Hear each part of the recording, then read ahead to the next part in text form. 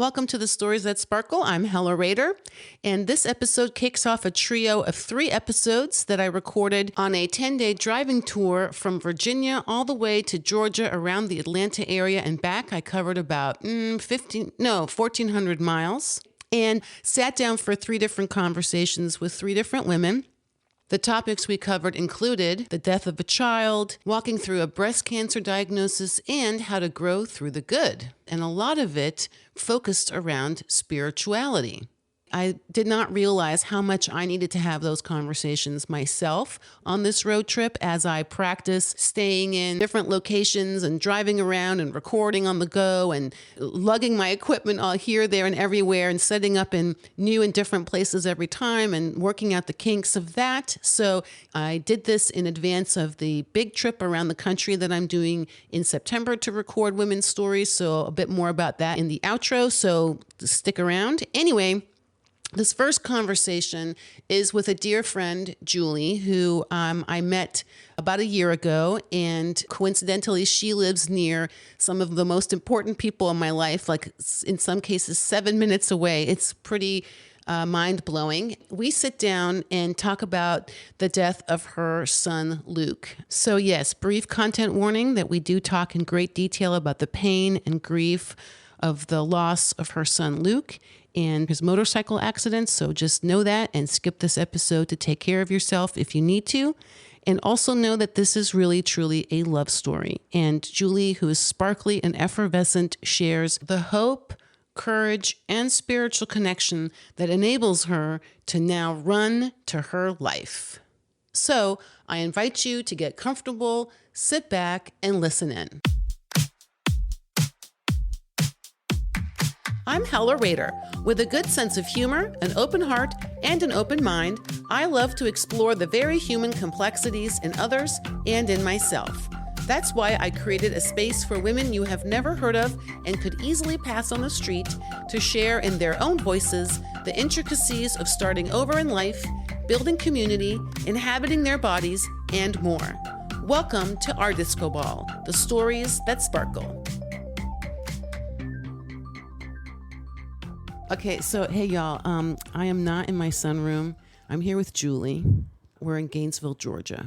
We know each other from our practitioner training, somatic practitioner training, and we discovered a couple of things.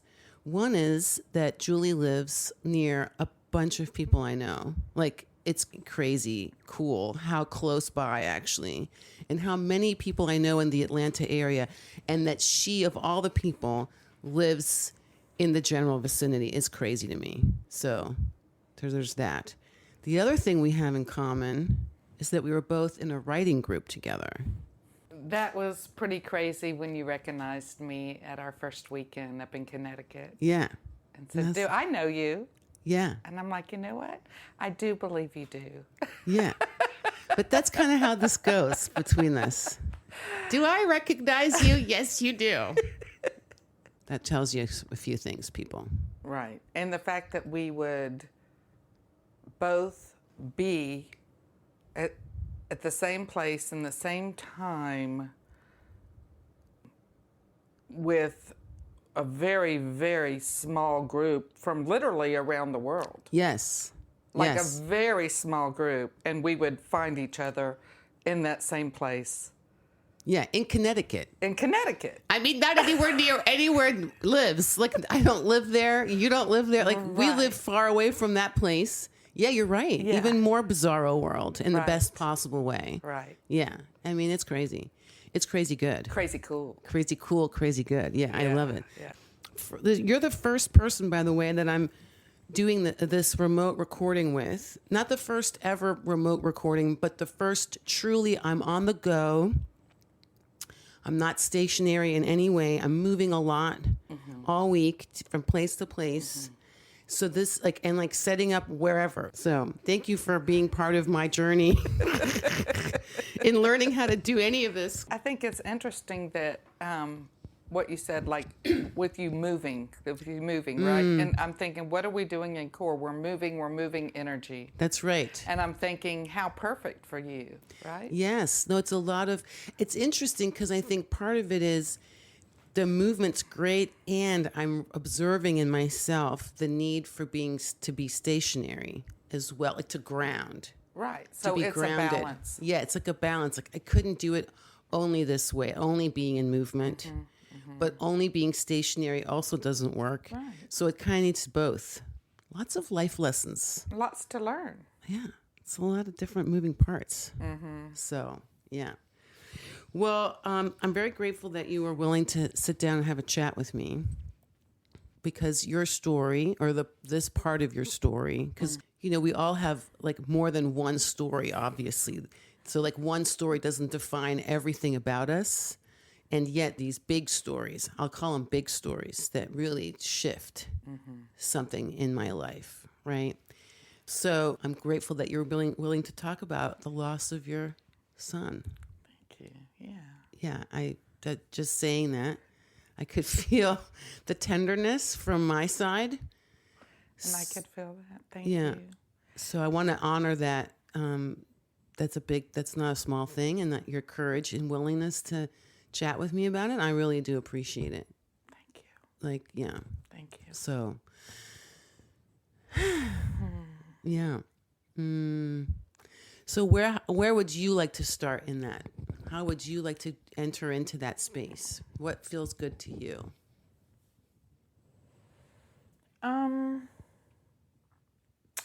Well, I feel like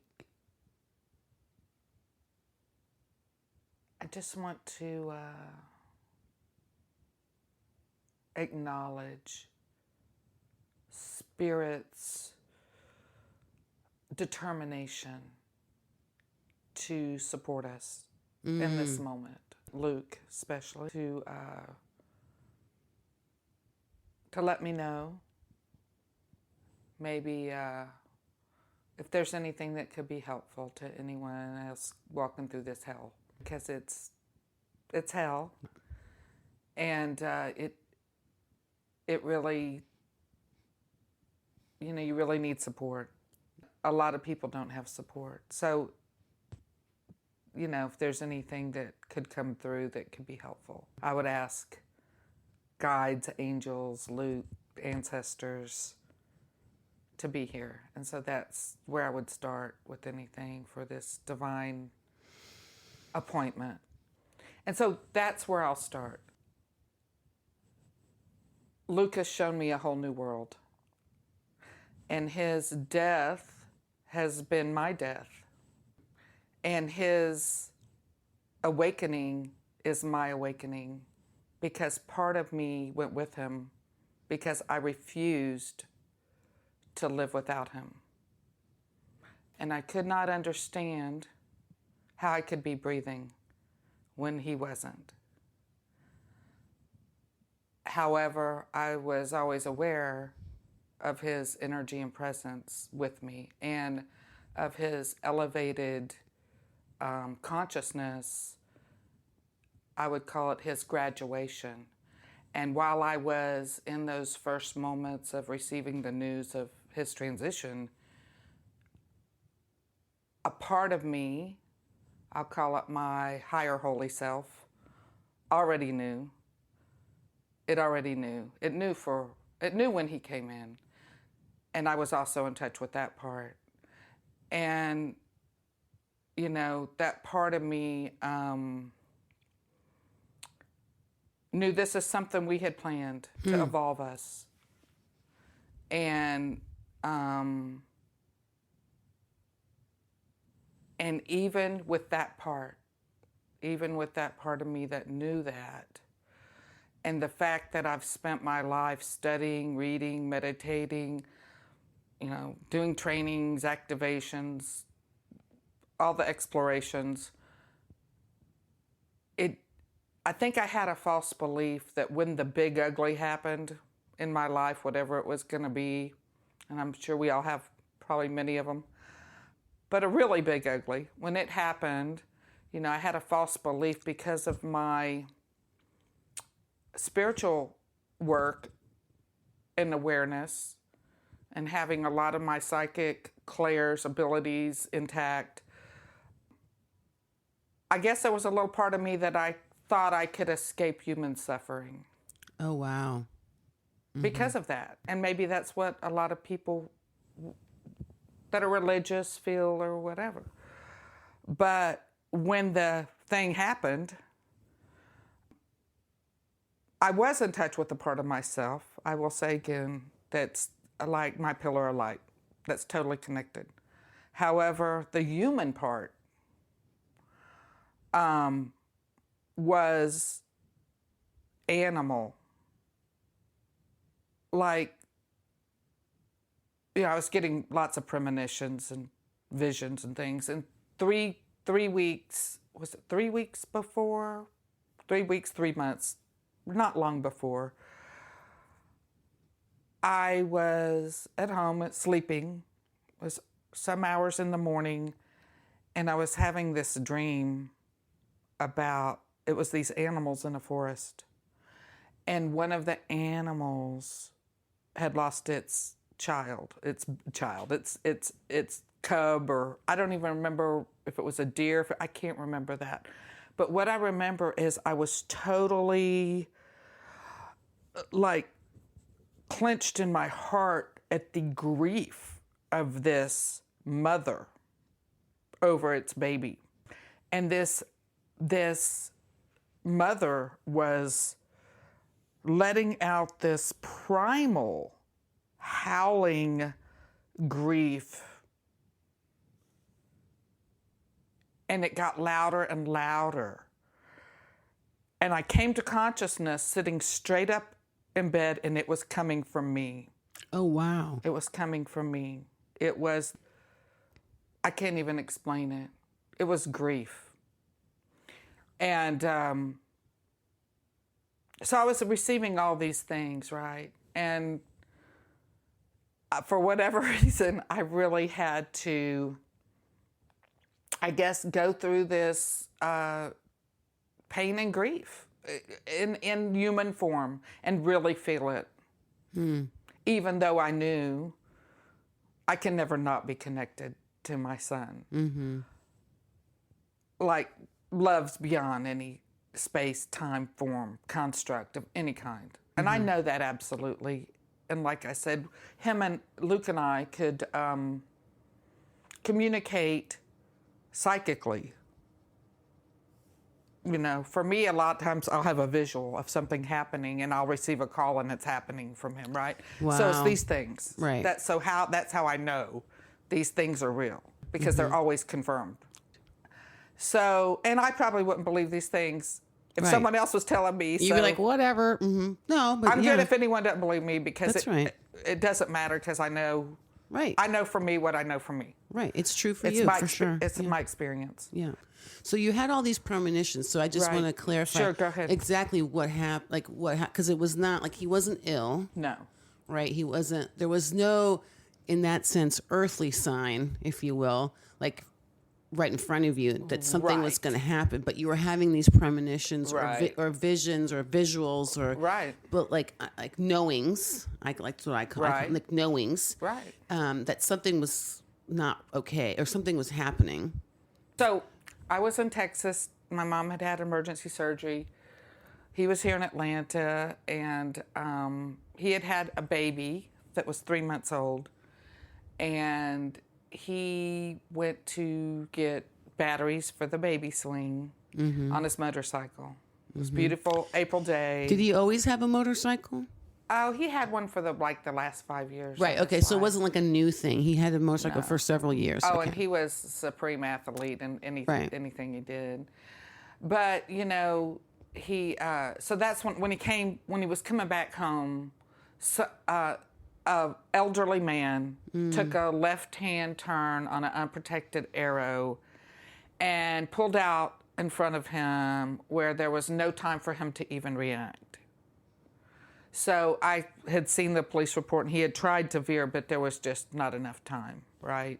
And most all motorcycle accidents happen the same way on an unprotected arrow. Wow. People just don't see motorcycles. And his motorcycle was red. He was going under the speed limit, which is probably odd for him on that day. And A beautiful day, so sunny day, wasn't no weather he just didn't see him. Wow. Yeah. So, well, I was afraid he was going to die on that motorcycle, and I told him, and he said, if I die on that motorcycle, I want you to know that I really lived and I really loved it. Wow. He said, I'm not afraid of dying. I'm Wow. afraid of not living. And there'd been several deaths at that particular intersection. Mm-hmm. So this is 11 years ago, right? So he had this motorcycle. You were concerned about it. You just had this feeling. Oh, and I was seeing signs and symbols, and I was receiving premonitions, and I received visions, which are two different things. Right. He also received visions. We talked about some of our visions together. Me not really realizing these things that were happening were about his transition until after, and then it all adding up. Right. You know. Yeah. But he was in the know, and he was always trying to tell me without telling me. You know what I mean? Right. Without freaking my shit, so. It's like, I don't want to freak her out, but, yeah, he never, chillax. Chill out, Mom, but, I know some stuff. Yeah. We were talking last night when we were having a White Russian, I think it was. But we were talking a lot. We spent a lot of time together yesterday, which was delightful. We went to art camp, adult art camp. We did some paintings. And part of that we were talking about, I was telling you about my mom and how she went into a surgery and didn't come back out, right? And we were talking about how, I could feel something was up, like the whole weekend beforehand, like she was not being herself, like she wasn't doing what she normally did or would have normally done. And it's like she knew. We didn't have a chat about it, but it's like she knew something. And I knew it, but we didn't talk about it. And then when she went in and didn't come back out, like I could go, oh. That's what it was. That's what it was. And it actually gave me, this is totally different, obviously. Not my child, like totally different circumstance. But it did give me a little bit of, I don't know if it would say comfort, but initially, like once I connected those dots, I was like, oh, this was going to happen no matter what I did or didn't do. Like this was beyond my control, and it was already in the works. Like it wasn't a fluke thing kind of thing. Like it wasn't out of nowhere. So that did help me in some ways. So I'm curious, obviously initially you get this phone call, you're miles and miles away. And they won't tell me anything. Oh, they won't tell you anything. Yeah, they won't tell me what's happened. But part of me already kind of knows. Matter of fact, I was like, is it his head, his heart, his back, his neck? Like what? And it was all that. Yeah. It was all the things. It was all the things that I yelled out, that I happened to. But because I guess they could only tell a family member of a death if you're there at the hospital. Oh, really? And like when my husband went, who's Luke's stepfather, they would not let him, like they would not release Luke's items to him. They would not tell him anything. Really? And it really hurt my husband's heart because him and Luke were tight. They were close. He was, and Luke writes a letter about that and says, wow, you are my father, Dave.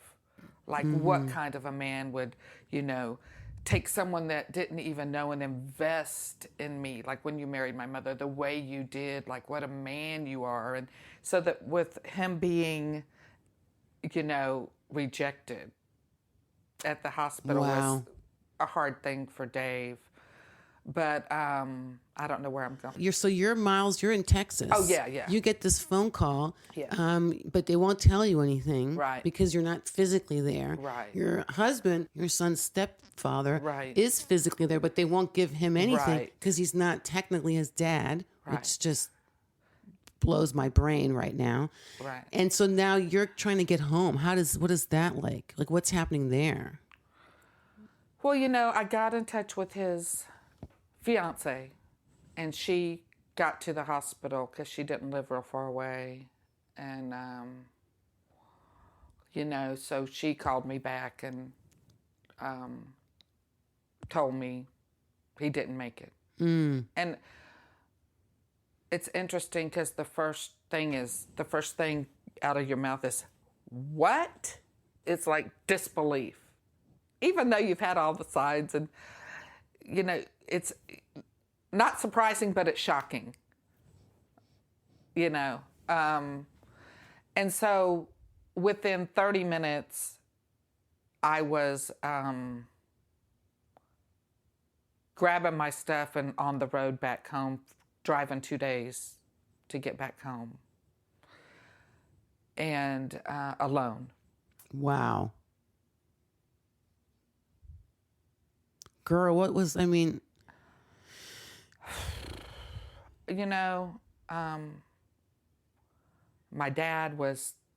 my mom had just had surgery. My dad, I know he didn't want to leave her,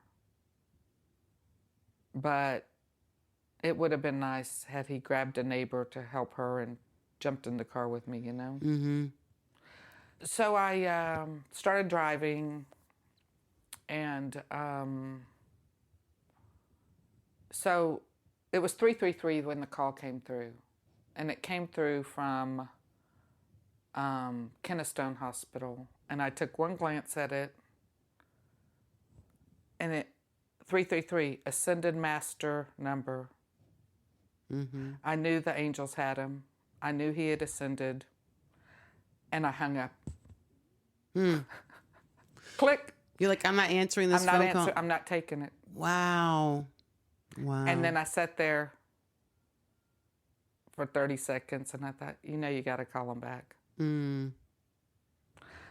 So, yeah. So then I was hitting Sunset on the way back, and I stopped for gas, and I was like, wow, this is my son's sunset. So I stopped by the side of the road, and I just watched, over these fields. And went in to get gas, and it felt like I was invisible, like I was in such a state of shock. And it was weird. It was like I was in a state of shock, but I was feeling all these feelings intensely. I didn't know you could do two things at the same time like that. But I was feeling a lot of different emotions. And me being the Carlisle, Leo, Texan, I went into the middle of this convenience store to get gas, and I addressed the room. I said, my son has just been killed. And I needed someone to come up and hug me. I needed someone to say, I care. Everyone froze. No one said a word to me. It was like I wasn't there. And I was like, oh my God. Because I know what I would have done in that situation. You would have got the biggest mama bear hug you've ever had in your life. Right. Okay. Right. Yeah. Yeah. Yeah. So I got out. I just thought, okay, and I just thought, oh my God. And I got out to my car, and a woman came up to me as I was pumping my gas, and she said, I heard you.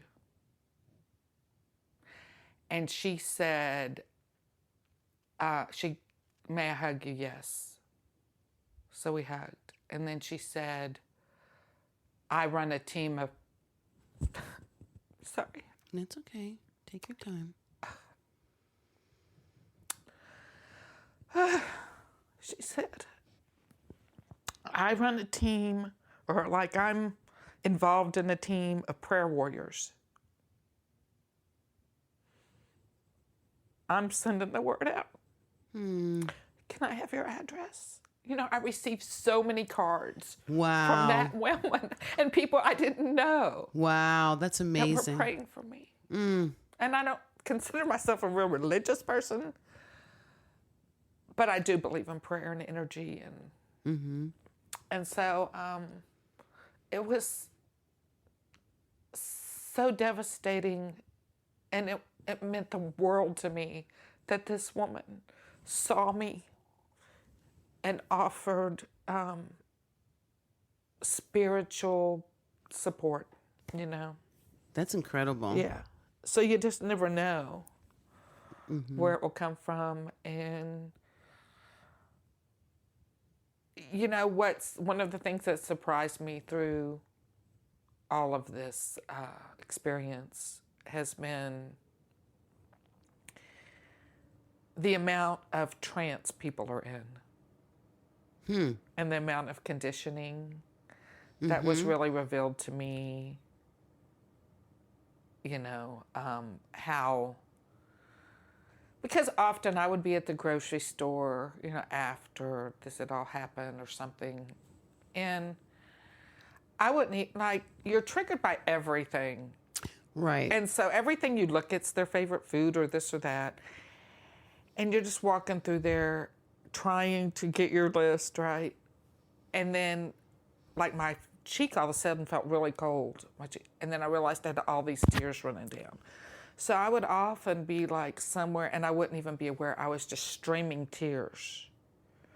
But what was interesting is people would avoid me. Right. They're like, I don't want to be near that lady. And I know. But, and I wasn't doing it for attention. It was Just automatic. happening. It was yeah. automatic. No, and grief, I mean, again, not to compare griefs, but grief of any kind, and certainly the loss of anyone. You know, I had someone on, we talked about her mom's passing to suicide. So, you know, it brought up a lot for me about my dad's passing at that conversation. So it's always, you know, and each time I've had a grief like of some kind, like a major one, of death of a family member or someone I love or something like that, the grief is a little bit different. Yeah. But that part of it where, like, if you allow it, the tears just roll down your face and you don't even know it half the time, like, has been my experience for sure. Okay. And I'm struck by, you know, losing my parents is one thing. That's the quote natural order of things. You know, like, they're older, you know, they go first. But I have never had kids, so I can't even wrap my head around, you know, losing a child. It's, for me, it's like the experience of being completely lost, like falling through space, trying to find anything to grab a hold of to make your reality make sense, and you can't find anything to grab. That was that's the experience for me. Like, it just kind of surreal.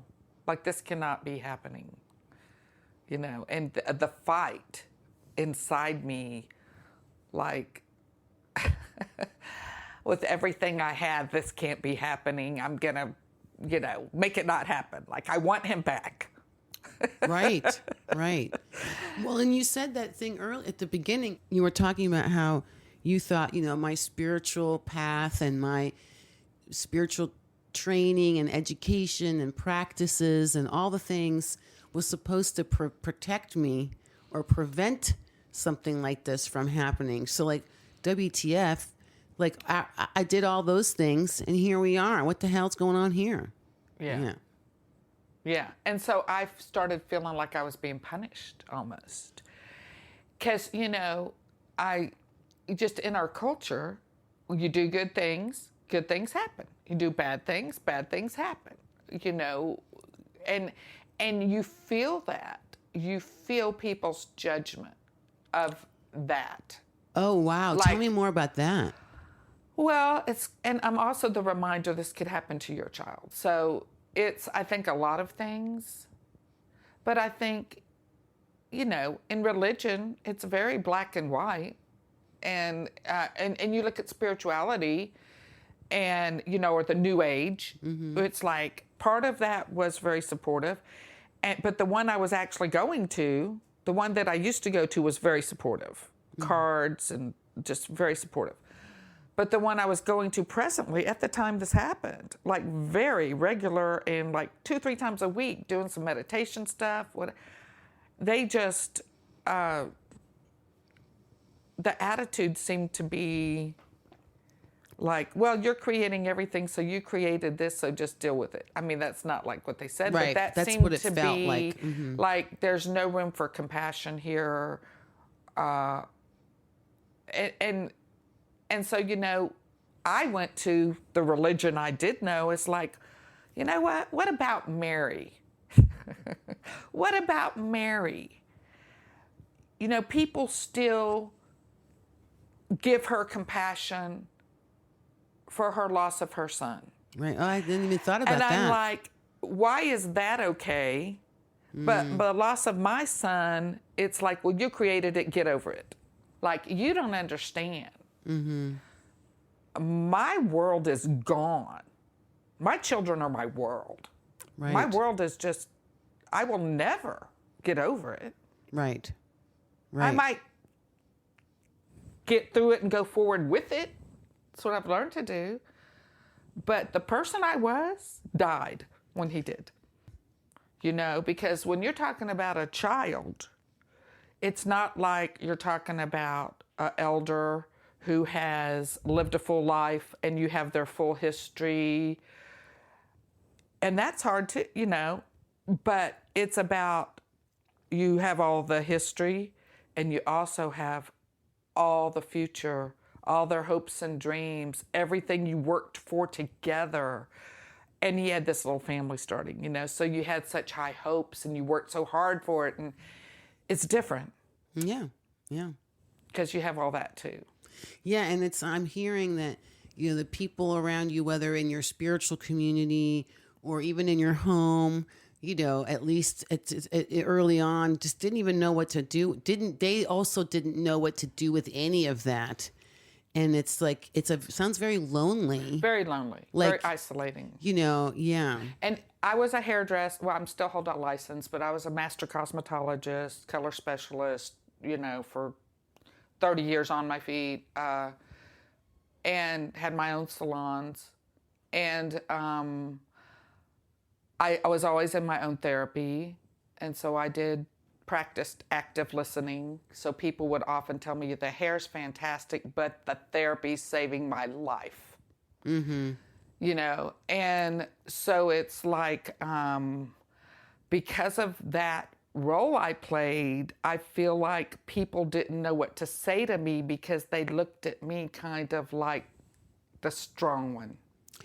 Do you know what I mean? Yeah. So, because I was always, you know, into spirituality and that connection's real strong, and maybe they didn't see this more raw, just animal, human part, right? Vulnerable part. So that left me in like really even with my parents, right? So that left me in a predicament. So I reached out and tried to find groups to go to, bereavement groups. Very hard to find these groups. One of the groups I went to, everyone in there had lost like a spouse. And they were like, oh, I've got a date with this guy. And, my husband died of 50 years, but I'm moving to Florida to my daughter's house and going to live with them and my grandchildren. And I was thinking, I don't get another son. And it was just like shining a light on my type of loss.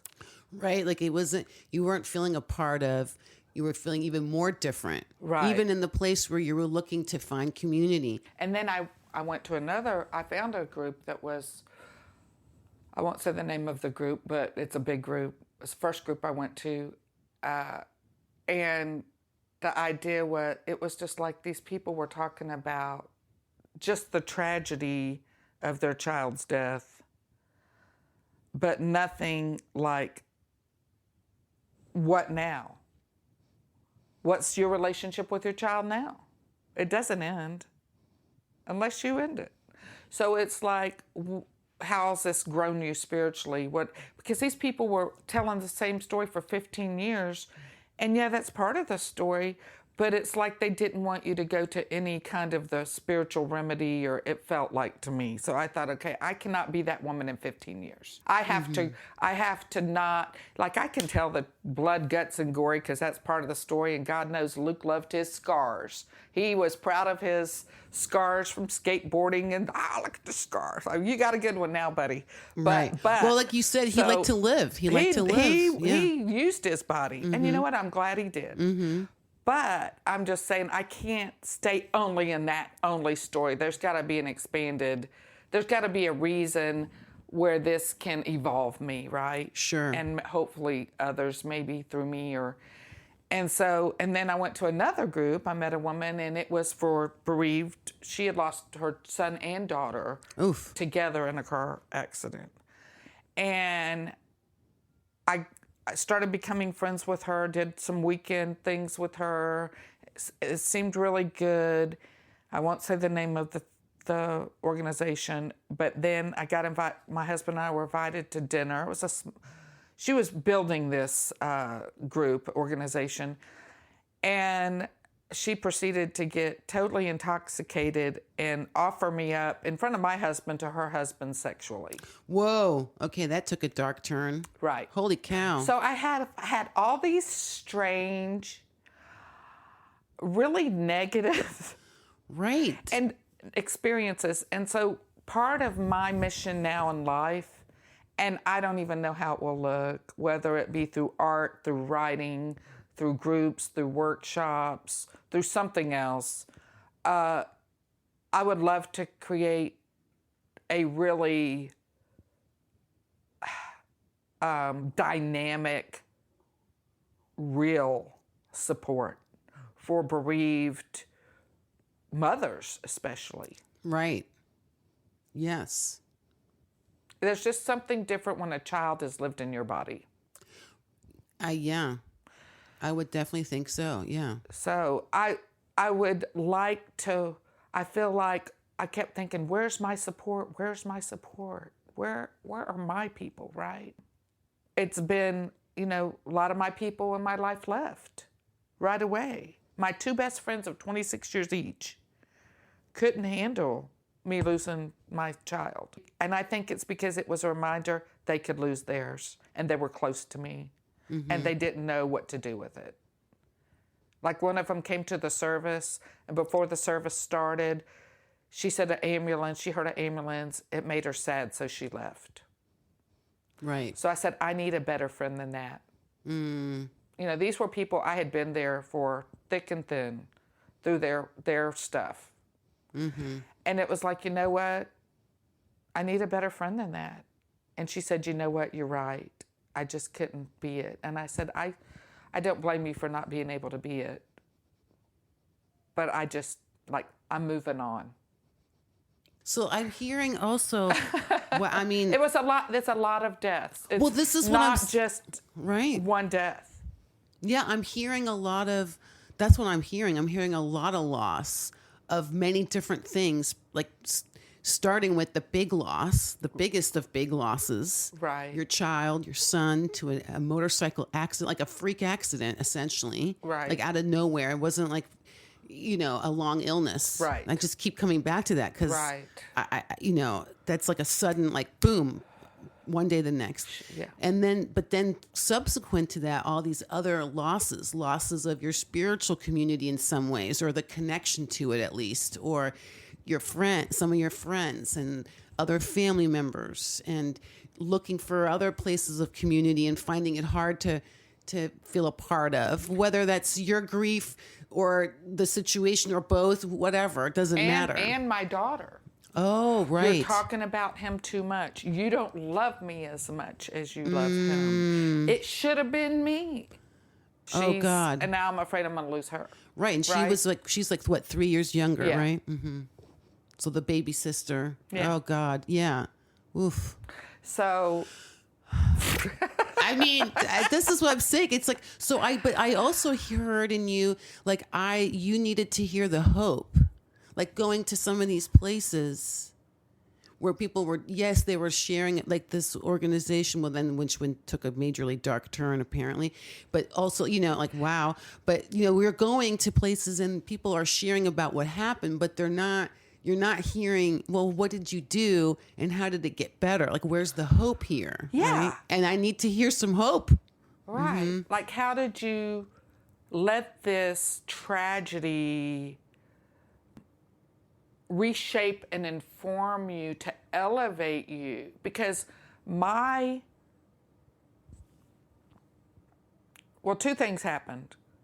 After I got the call, I wanted to be outside. And I went straight out to the front yard and fell into the grass. And one of the things that hit me that I think is pretty awesome. I don't know if you'll think it's awesome, but is that I thought, oh my God,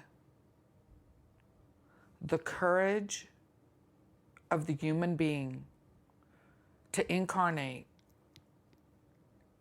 and to be here to have their heart broken makes every single human being on this planet a motherfucking superhero in my eyes. And I want to go up to every human, because everyone will be broken. And I want to grab them, and I want to hug them, and I want to look deep in their eyes, and I want to say, you're so brave. Thanks for showing up. And I was aware of this cosmic experience we're all going through as a human being, and the courage it takes to be a human. I was like on several different levels. At the same time, I was feeling Luke's holiness. I was seeing myself running on a treadmill for my life. Run to your life, run to your life. And it was like Luke was telling me, and his what fors. He was giving me a what for. And he was saying, look, lady, or woman, he always called me woman. And this is how it was coming through. Look, woman, the time's ticking. When are you going to quit people pleasing and live your authentic life? And that's what I admired about Luke the most of anything. He was him, and he didn't care who loved him, who hated him. He could be in a room of people, and someone could be being a jerk, some dude, right? And he would be like, he would use humor, but it was real. And he'd be like, fuck you. And he'd bring down the house, but he would not let it pass without some way calling it out. Like, he was very aware and very funny. And so, you know, I just, I was hearing these things from him, like, run to your life, go as hard and as fast as you can, because in a blink of an eye, you'll be here too. Like, live. Like he was screaming at me to live my life. And I took it with complete love.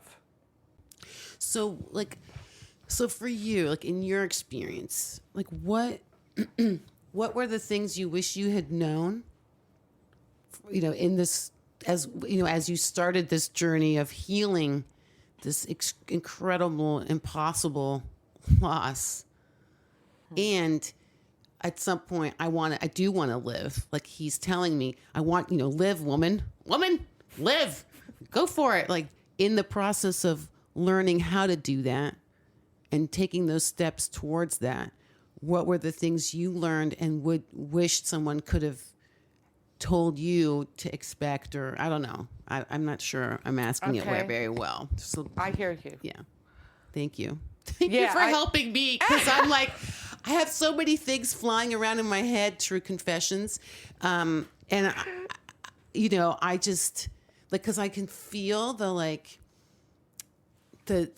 seeking, going to these places. That's what I was just struck by. Like, I'm going to these places to look for help, and I don't find it there, at least not in the way that I needed it.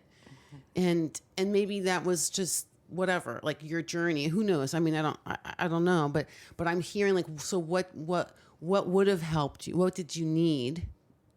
Could you have identified it then? And do you know it now? And, like, to your point, you want to be able to give that to somebody else. What I needed was someone that I love and trust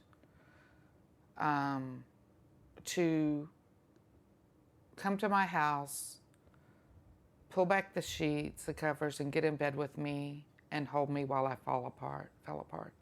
And just to be with me. Not to try to tell me not to feel how I feel. Not to try to give me, he's in a better place.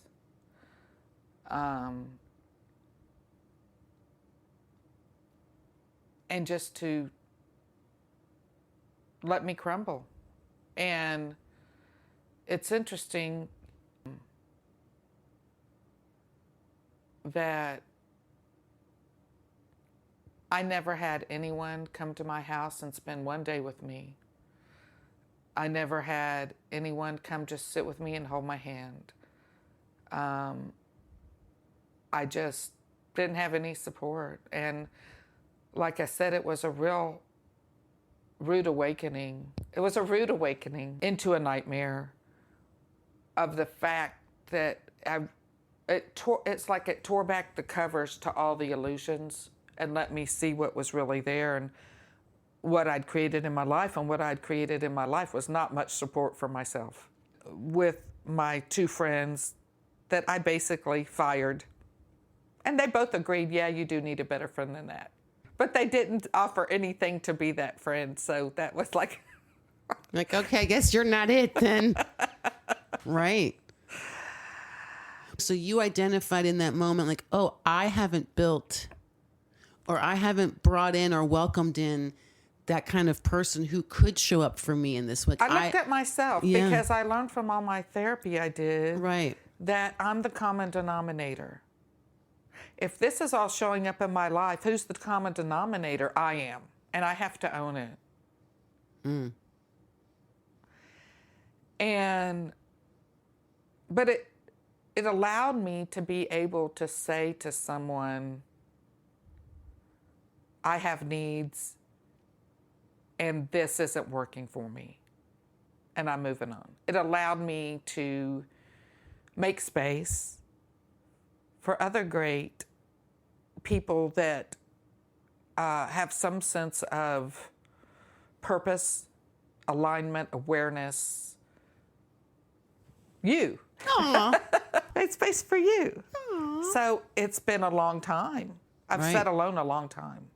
It also made me my best friend. It did a lot of things. The pain was trying to teach me and wake me up. And for a long time, I thought the body was trying to kill me.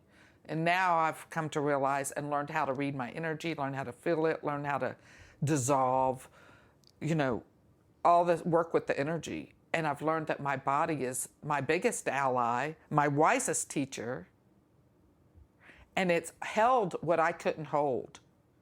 It held in my cells that if I tried to have held that, I would have just blown to smithereens, right? I would have just blown up.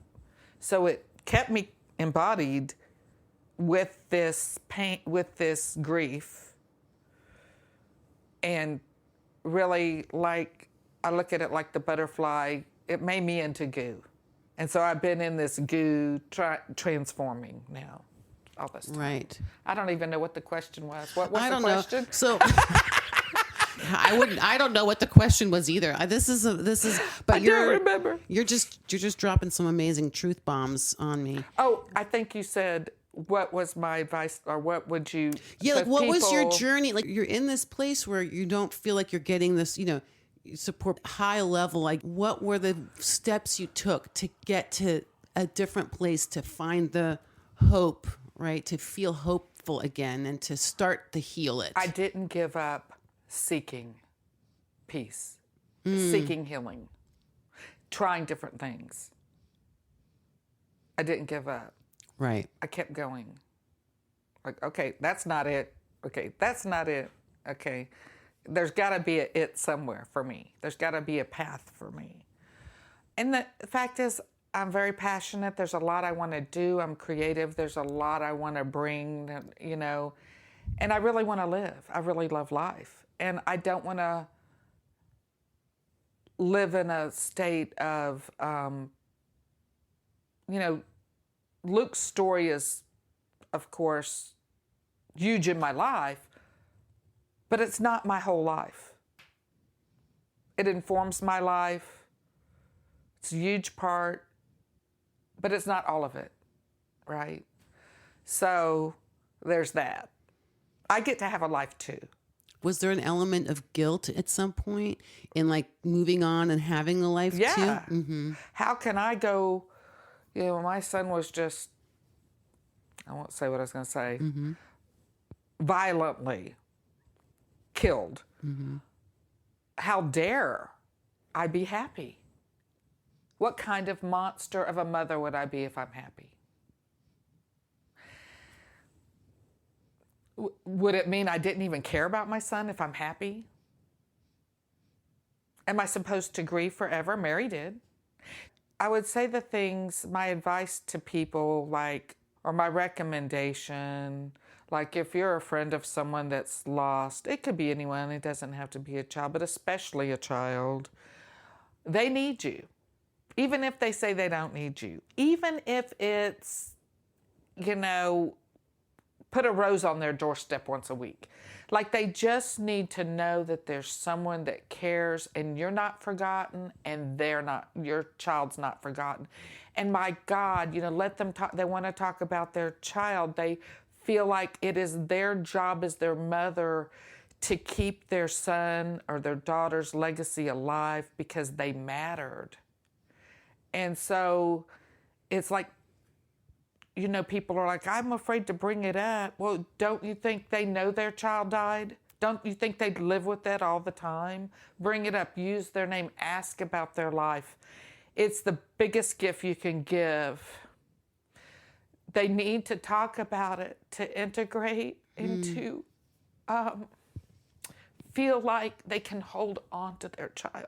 They're trying with everything they have to not lose their child and to let their child have a legacy is a way to keep their child alive. And what happens is you walk in a room, and if you're an empath like me and highly sensitive, you walk in a room and the room goes silent. And the people's energy around you, it's like kid glove. Everyone's got to walk on eggshells now, right? Kid gloves. And it's like, please don't do that. Please ask me how I'm doing. Please listen. Please give me a hug. Please come sit with me. Please say my child's name. Ask about his life. We want to know they mattered to other people too, and that they made a difference in the world. Like, we're heartbroken. Our heart's been ripped out. We need life support at this point, right? And when that doesn't happen, I feel like I isolated.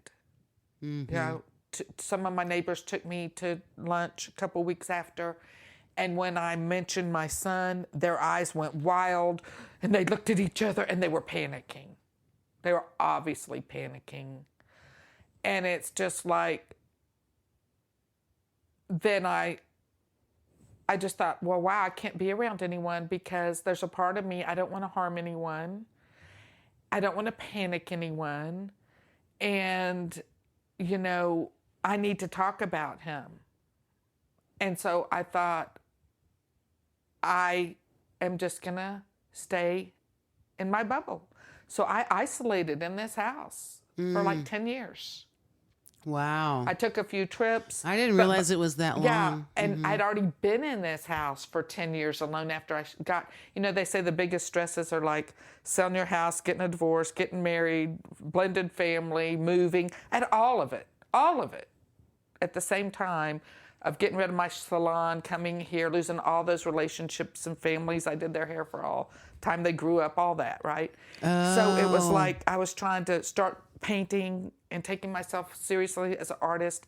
I had really big dreams and goals. I was painting with the visionary artist up in New York, and I had really, it was like, now is my time. I've got my kids raised. I've got a grandchild on my way, and now it's my time to really do me. And I was so excited, and every day woke up with new ideas to paint, and then this happened, right? And then I got to, I'm like going way off topic, but then I got This is very on topic. Okay.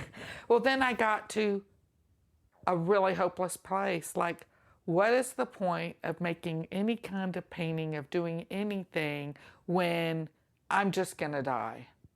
Right. Like, what's the point?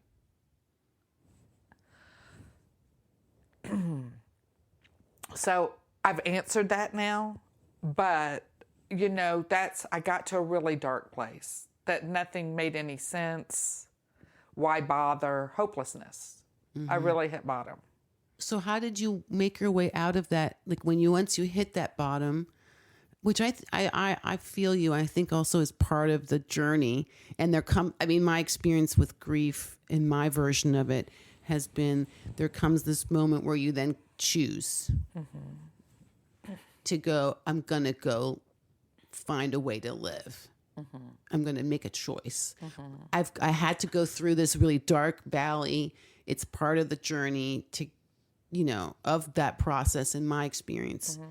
And now I'm on this, I'm at this turning point, or this two roads ahead of me point, or whatever you want to call it. And I'm making a conscious choice now, maybe not doing well, but I'm making a choice to step towards living again versus not. What made the change? Yeah. What was that moment for you? Was there a moment for you? Was it a specific thing? Yeah. I got a pain that I'm still dealing with, but it's getting better over time. Right through my right breast, all the way through to my back. And it felt like a knife. And it was so excruciatingly painful. And it got worse and worse and worse. And one physical pain. It was emotional too, but it was physical. And I was laying in the bathtub one night because I would not be able to sleep because the pain. I couldn't sleep. And I refused to take anything because I didn't want to get addicted to anything. And that's a caveat I'll throw in here. By all means, if you're not sleeping and you've been through any kind of trauma, go get yourself some good prescription sleeping pills with your doctor for a period of time, because your body needs the rest so it can heal and so you can emotionally handle it better. Because I became a walking zombie. I could not sleep for years. And it really had huge detrimental effects to my health I'm still trying to recover from. Okay? Yeah. So that's, I'll throw that in there. But anyway, I was laying in the bathtub one night, in the middle of the night, and all of a sudden I was like, because I knew I was dying. I'm like, I'm dying. And I thought, and I was grieving my own passing. And I was like, I really want to live. I really have things I want to do. I had things I want to do, and I still want to do them. And I'm in so much pain. And then I was like, Luke who? You lived your life. You did all this cool stuff. I supported you. I was a great mom. What about me? Oh my God, I want to live. Wow. The pain pushed me over the edge back into life. And I had to make a choice. Wow. Because I was like, before that, I was like, okay, God, just take me. Just take me. I'm done. For years I used to make a joke. If anything ever happened to either of my children, just put me in a straitjacket and take me away. I used to say that over and over. Because, and it's like when Dave met me, he told me this recently. It's interesting. I'm still finding out things. He said, when I met you and Luke, I knew I'd never seen a mother and a son that were so close. And he said, and I knew I would never be your number one. I knew it would always be your children. And he said, I really liked that about you. Aww. A good mother. I really liked that. Aww. But, yeah, so I would just say the pain it made me think, what, I deserve a life too, and I want to live, and I want to do these things, and I want to live double, like live for him and live with him in this state, and how much can we connect and how much can we, and like he is expanding my world. And it's interesting because before I went out of town, before my mom, when she had her emergency surgery, I had left a painting on my easel. I don't even know where it is. And it's a picture. I was painting a whole new world with wings. And over the painting, I had done a sketch on a piece of paper on my, that was hanging on top of that on the easel. And it was Mary, like Mary and Jesus. But when I look back at it, when I got back in town, I walked into the salon, and it was a grieving Mary. I don't know what sketch is. And it was Luke and me. It was grieving me. She's grieving with her eyes closed. And I'll say, Luke, baby Luke, he's like looking over there. And he's like got this crown on that looks like he's looking at his next thing he's going to. And she's got her eyes closed. And I thought, that's me. And then when my mom got here, she walked in the room. She said, oh my God, that's you and Luke. It was like, and I had written something and put it in the back of my car on my way out with my painting stuff and stuff I was taking to my mom's. And I just scribbled it on a tablet. So I felt like Spirit had me the whole time, my guides. I was always being shown and taught. And without that, I think I would have lost it. But it's kind of like I had written, because I guess it's channeling, but I had written, don't be sad that don't be sad that it's over. Be happy that it happened. Wow. So and then I would find things when I got back home, and I was going through his things trying to get ready for the service, and it's like I would find a card and something I don't even remember ever seeing that would say something like, how do you know this is what's supposed to be happening? It was from Luke writing it to me, because it's happening. And I'd be like, okay, carry on.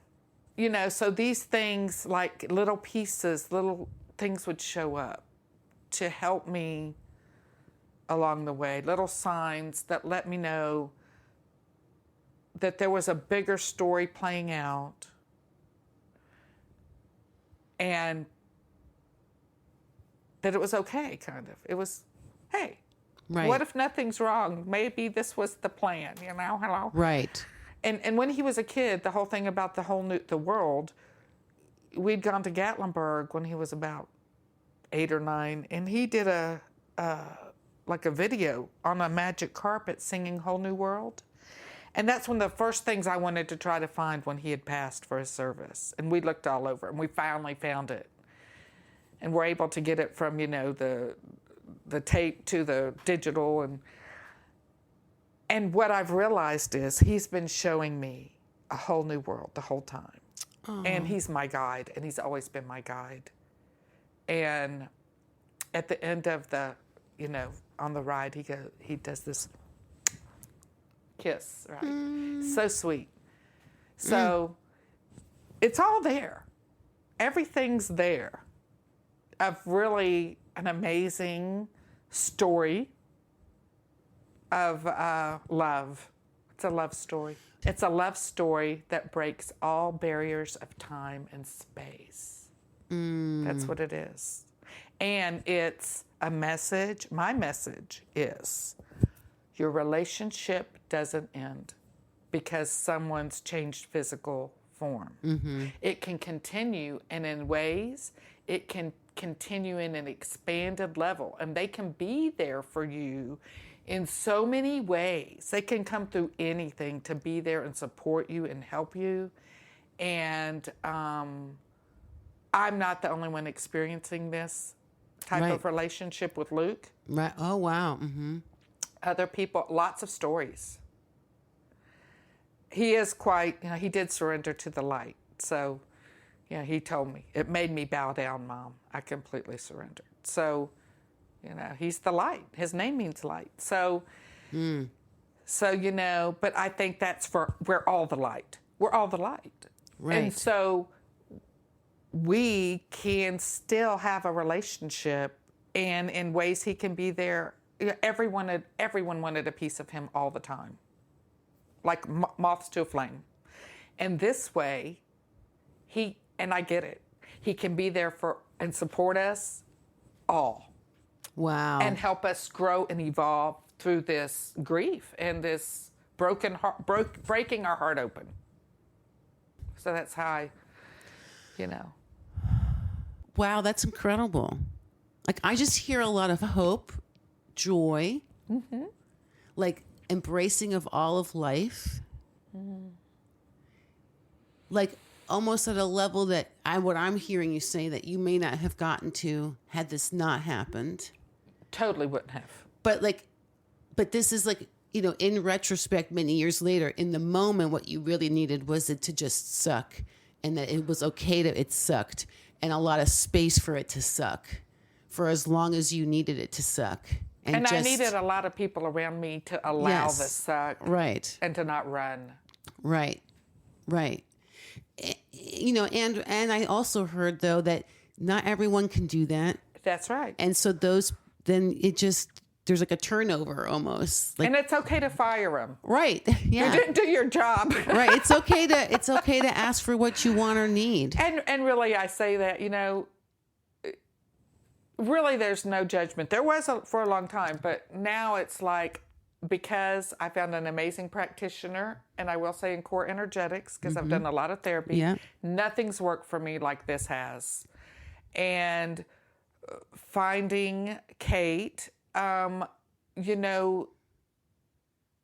just allowed me to come out of hiding and allow my body to not be scary to me, and I don't know, it's a wonderful thing to find people that are willing to be in the spirituality of the divine human. Wow. Yeah, it's a great way to put it. Of the divine human, whereas like we know we're the divine human, but we're also embodied, and with that comes all of it. It comes all the feelings and and so when we resist that, those have to get bigger to get our attention, to wake us up. I think they're there to teach us, because if you look at this like a school, right, it's all like that. So takes what it takes. I really wanted to grow this incarnation, so I picked You picked a really hard pathway. A hard cat. You're like, I'm taking the hardest route possible. I hope this is my graduate. I hope this is my graduate level or something. Well, I just I admire your courage and your strength, and just always you have the best laugh. Oh. Like you have the best laugh, and like you have always such joyful energy. Like even when you're having a hard time, is my observation. Oh, cool. Like you just come into a room and you always have sparkles on you somewhere.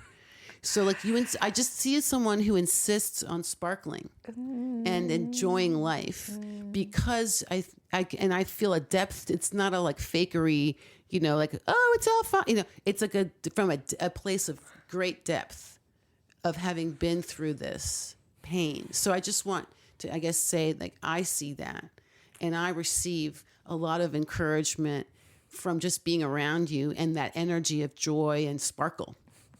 So thank you for doing that. Like just allowing this to transform you. Thank you. And choosing to be with us, to show up. Yeah. Thank you. So. Thank you. Yeah. I refuse to not sparkle. I know. This is what I love about you. I'm like, and this is called the stories that sparkle. I mean, you're kind of, that's right. Yeah, you're like kind of like the like stories that sparkle incarnate.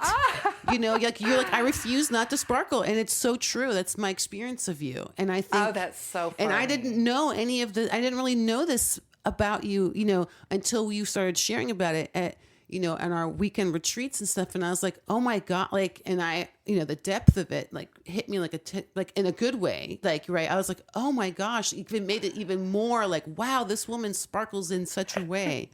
It's amazing. That's sweet. Well, I did do a meditation once in a workshop thing years ago, before any of this happened, and where I met my spirit. Mm-hmm. And it appeared outside of me in this meditation as just all this form of all these sparkles. Ah. And I said, "What's your name?" And she said back, "My name is Sparkle." Oh my God. I mean, that's what I'm So saying. that's my spirit name is Sparkle. There you go. There you go. It's amazing. I love it. So there you go. Okay. Well, thank you, Julie. Thank you. And thank you for bringing the light and sharing. Thank you for being you and coming into my life and doing this. I am so fascinated by your adventures. Yeah, we'll see what happens. I'm so excited. Well, thank you. I appreciate it. Thank you for being a safe harbor for me to stop and spend the night on my travels. Well, you're so welcome anytime. Thank you. And well, I'll be I back. don't even have to be here. Like if I'm gone for some reason, I got a my place to castle is stay. your All right. castle. All right. Well, thank you. I love you, girl. I love you. Okay. I Bye. love you. Thanks. All right. Well, thank you for listening to the Stories That Sparkle, a space I created for women to share in their own voices the intricacies of their stories. And of course, a very big, big, big thank you again to Julie for sharing so openly, so honestly, so vulnerably about the loss of her beautiful son, Luke. Yeah, it's really just incredible. She's just amazing. She just inspires me to channel the mama bear energy within myself to really reach out to those who are in pain.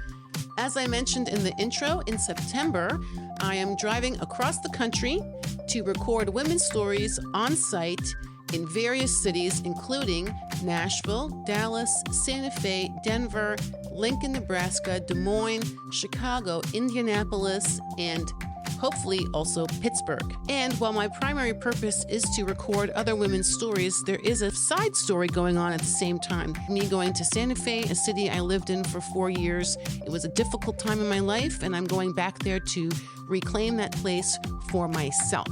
So, yeah, lots going on this trip. I hope you follow along with things on Instagram at HellaRaider. You can also subscribe to my Substack, hellaraider.substack.com, and join me on this great big adventure of mine. And finally, if you have a story you want to share or a topic you would like me to cover in an episode of the podcast, please do drop me a line, hellaraider@substack.com, because together we bring light into dark places.